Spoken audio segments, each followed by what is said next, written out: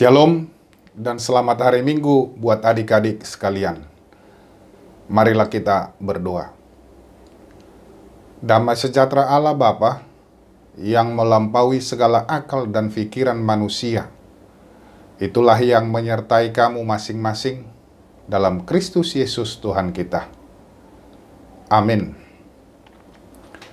Firman Tuhan pada hari ini tertulis dalam Kitab Ulangan pasal 6 ayat 4 sampai dengan ayat 9.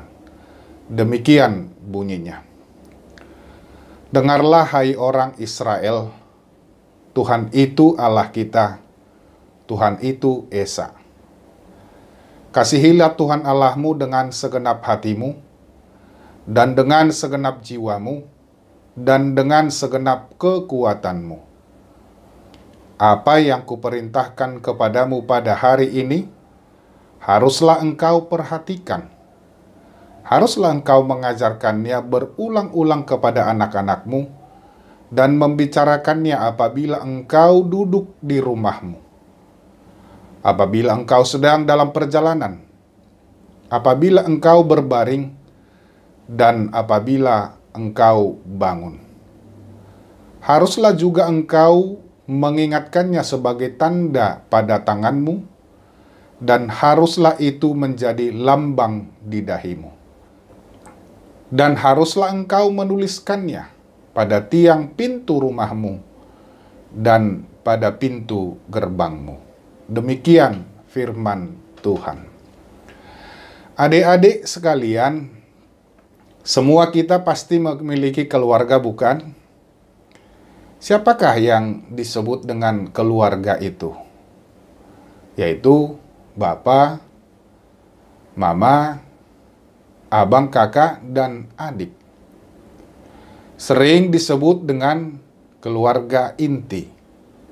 Tentu ada juga keluarga yang lainnya seperti opung, adik bapak atau adik mama, dan sepupu, dan lain sebagainya. Nah, tetapi yang sering berjumpa dalam kesehariannya dengan siapa? Tentu dengan keluarga inti yang kita sebutkan tadi. Nah, apa yang kalian atau kita lakukan ketika berjumpa dengan keluarga inti? Apakah hanya bermain saja, rekreasi, main gadget, atau nonton TV? Nah, sekarang pertanyaannya lagi. Apakah kita sering melakukan ibadah bersama, atau berdoa bersama, atau juga mendengarkan firman Tuhan, atau nasihat-nasihat dari orang tua? Tentu setiap keluarga pasti pernah menerima ataupun memberikan nasihat kepada anak-anaknya. Apakah kita sering bercerita tentang iman kepercayaan kita? Memang keluarga adalah tempat seseorang belajar dan mengalami berbagai macam pengalaman. Mulai dari pengalaman yang mengesankan dan bisa juga pengalaman yang mengecewakan.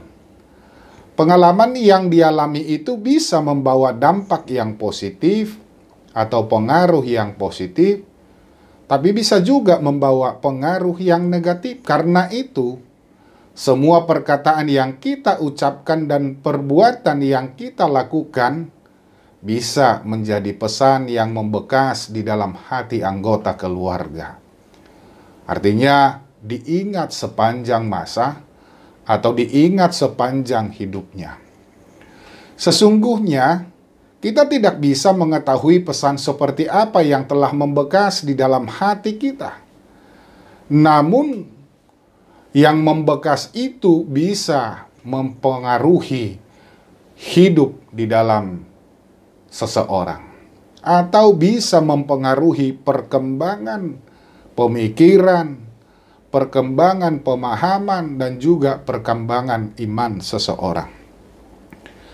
Dalam khotbah minggu ini, Musa menekankan satu pengajaran penting kepada bangsa Israel.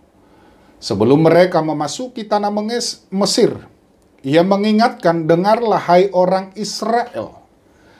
kasihilah Tuhan Allahmu dengan segenap hatimu, dan dengan segenap jiwamu, dan dengan segenap kekuatanmu. Haruslah engkau mengajarkannya berulang-ulang kepada anak-anakmu, dan membicarakannya apabila engkau duduk di rumahmu, apabila engkau sedang dalam perjalanan, apabila engkau berbaring, dan apabila engkau bangun. Adik-adik sekalian, ada dua pesan yang disampaikan. Yang pertama, agar para orang tua mengasihi Allah dengan segenap hati. Dan juga agar para orang tua mengajarkan anak-anak mereka untuk mengasihi Allah. Memang dalam ayat ini yang lebih ditekankan adalah hubungan antara orang tua dengan anak. Tetapi pada prinsipnya, walaupun itu hubungan antara orang tua dengan anak, dapat diterapkan dalam relasi dengan seluruh anggota keluarga. Nah, yang pertama kita perhatikan dikatakan di sana, ajarkanlah. Nah, tentu semua adik-adik sekalian pernah mendapat pengajaran dari orang tua. Tetapi pengajaran apakah yang kita terima atau yang didapatkan oleh anak-anak? Nah, sekarang ada pesan dikatakan mengasihi Tuhan. Bagaimanakah untuk mengasihi Tuhan itu? Mari kita perhatikan melalui teks khotbah itu. Yang pertama, carilah Tuhan dengan segenap hati. Apabila kamu mencari aku, kamu akan menemukan aku. Apabila kamu menanyakan aku dengan segenap hati, aku akan memberi kamu menemukan aku. Itu dikatakan di dalam Yeremia 29 ayat 13 sampai dengan 14 apa. Nah, persoalannya adik-adik sekalian, apakah yang dicari kebanyakan orang pada saat sekarang ini? Ada yang mencari mainan, tempat bermain, atau yang mencari ketenaran, ada yang sebagian dari banyak hal yang kita peroleh. Nah, tentu bisa kita katakan bahwa bermain itu bukan tidak mungkin kita dapatkan. Dan juga tempat bermain bisa juga kita cari. Tetapi banyak juga orang yang mencari kenyamanan, mencari nama baik, mencari keluarga, bahkan nyawa sendiri bisa mereka korbankan demi apa yang kita sebutkan tadi. Mainan, tempat bermain, popularitas, nama baik, dan lain sebagainya. Nah, sekarang yang mau diajarkan kepada kita adik-adik sekalian, ketika kita ingin mengasihi Allah, mengasihi Yesus, kita harus mencari dengan segigih-gigihnya. Dan luangkan waktu untuk berdoa dan membaca firman Tuhan setiap hari. Bersekutu dengan Tuhan lebih dalam melalui ibadah dan persekutuan dengan saudara-saudara seiman. Kalaupun sekarang ini kita beribadah dari rumah, ya mementingkan peribadahan lebih dulu, baru hal yang lainnya. Dan yang kedua adalah memiliki tujuan hidup yang sama seperti Yesus. Tujuan Allah datang ke dunia ini adalah mencari dan menyelamatkan yang hilang. Di dalam Lukas 19 ayat 10. Ketika kita mengasihi Yesus, kita memiliki tujuan hidup yang sama dengan tujuan hidup Yesus. Kita harus berjuang menyelamatkan jiwa-jiwa yang hilang.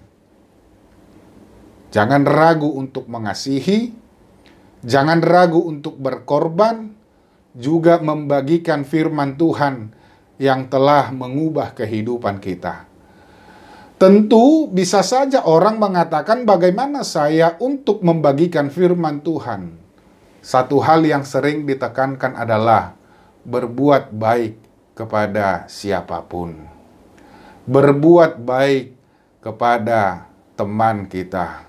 Itu adalah tugas kita untuk memberitakan Injil.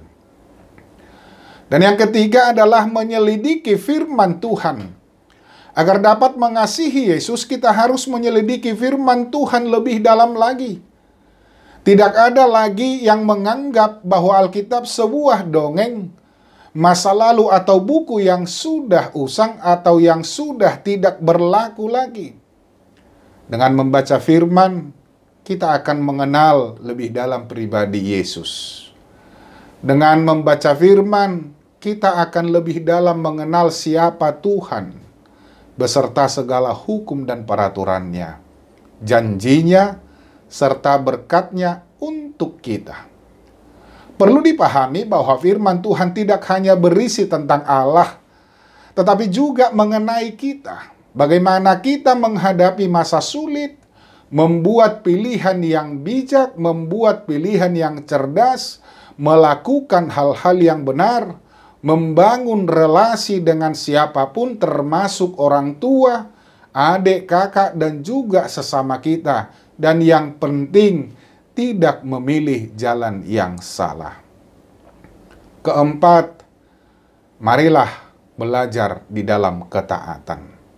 Di dalam 1 Petrus 1 ayat 14 dikatakan, hiduplah sebagai anak-anak yang taat, dan jangan turuti hawa nafsu yang menguasai kamu pada waktu kebodohanmu. Seorang anak berkata kepada orang tuanya bahwa ia mengasihi mereka, tetapi tidak pernah mendengarkan perkataan orang tuanya. Apakah orang tuanya merasa dikasihi? Tentu tidak. Bukankah ketidaktaatan dan anak tidak turut terhadap orang tuanya akan menjadikan orang tua bersedih dan terluka? Demikian juga jika kita mengasihi Yesus, kita harus menaati firman-Nya.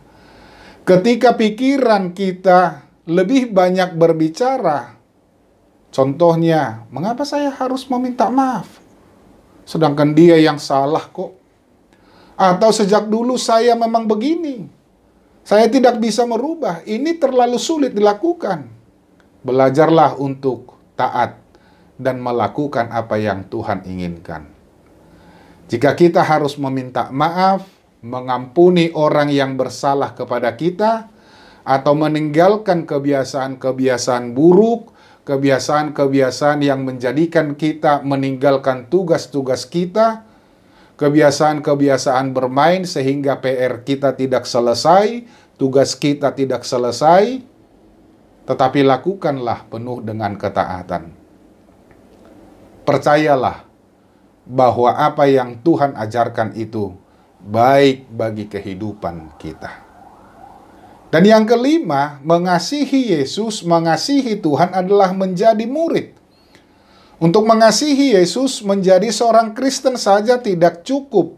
Hanya datang ke gereja sekali seminggu dan memberi perpuluhan ataupun persembahan juga tidak cukup.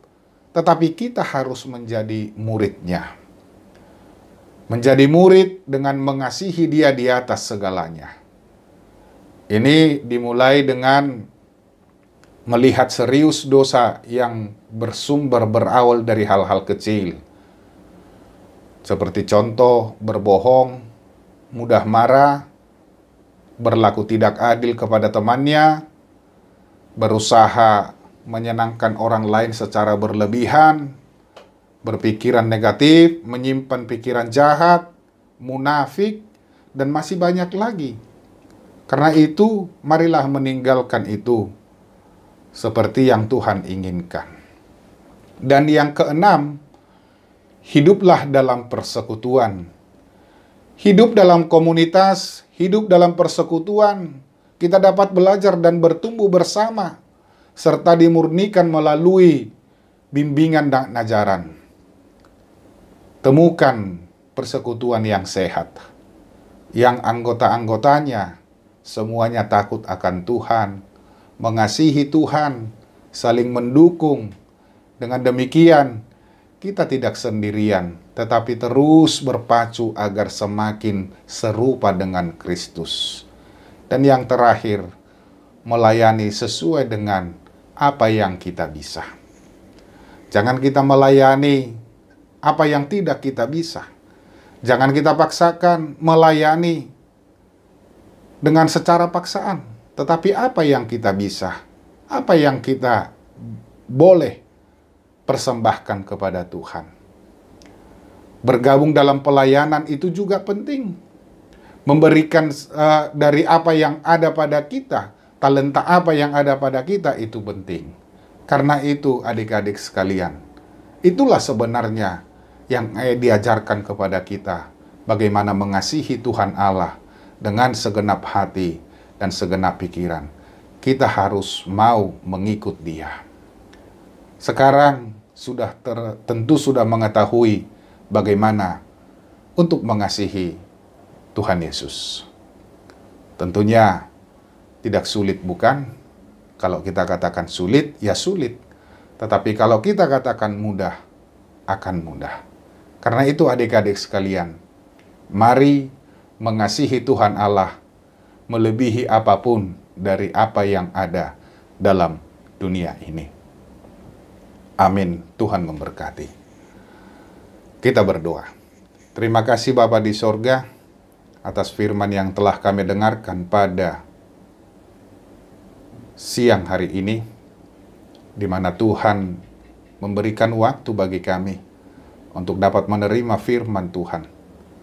Biarlah kami tetap di dalam ajaran-Mu Tuhan. Biarlah kami tetap di jalan ajaran yang benar.